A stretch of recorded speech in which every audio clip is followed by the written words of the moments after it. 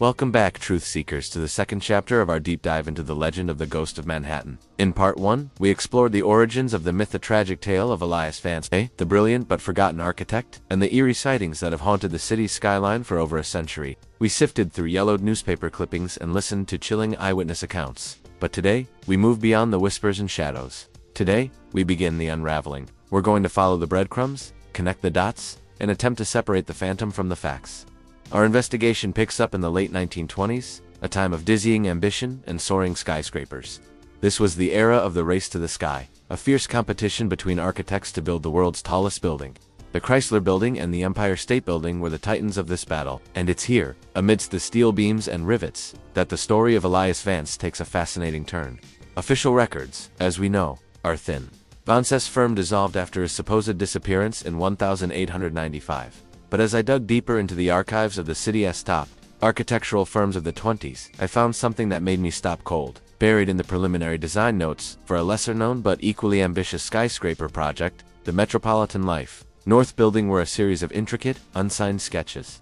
These drawings were different from the final blueprints. They were more elegant, more audacious. They showed a mastery of structural engineering that was decades ahead of its time. The handwriting on the annotations, though faint, bore a striking resemblance to the known samples of Elias Vance's script. Could a man who supposedly vanished 30 years prior still be influencing the very shape of the city he loved?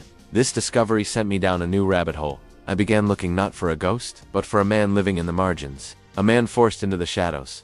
I spoke with architectural historians, many of whom dismissed the idea. Vance was a footnote, a relic of a bygone era. But one, a retired professor named Dr. Alistair Finch, had a different theory. He believed Vance never left New York. Instead, he proposed that Vance, ruined and professionally exiled, went underground, becoming a ghost consultant, an anonymous genius whose ideas were bought or stolen by more prominent architects eager to claim victory in the race to the sky. Think about it, the pressure was immense. Reputations and fortunes were on the line.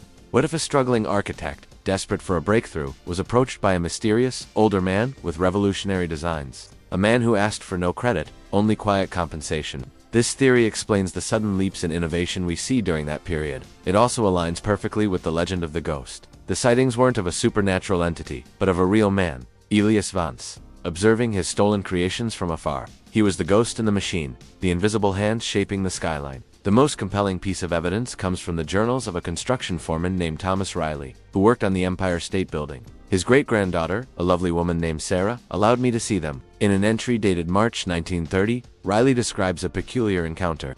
He writes about an old fella, always wearing a worn-out coat and hat, who would appear at the construction site late at night. He never spoke to anyone, just stared up at the rising steel skeleton with an expression Riley described as a mix of pride and heartbreak. One night, Riley saw him leaving a small rolled-up schematic near the site office. On it was a brilliant solution to a complex weight distribution problem the engineers had been struggling with for weeks. The next day, the lead architect presented the exact same solution as his own. Riley never saw the old man again. He never connected him to Elias Vance, but reading his words, it's hard not to make the connection ourselves. This narrative changes everything. The Ghost of Manhattan is no longer just a spooky story to tell around a campfire. It's a tale of stolen genius, of artistic integrity versus ruthless ambition. It says the story of a man so dedicated to his craft that he continued to build his city, even after it had erased his name. The sightings on rooftops and high ledges weren't a spirit haunting its past. It was a creator visiting his work, the only way he could. But where did he live? How did he survive for all those years? The official record ends in 1895, but a ghost needs a haunt. My search led me to the city's forgotten spaces, the abandoned subway tunnels, and forgotten utility corridors beneath the bustling streets.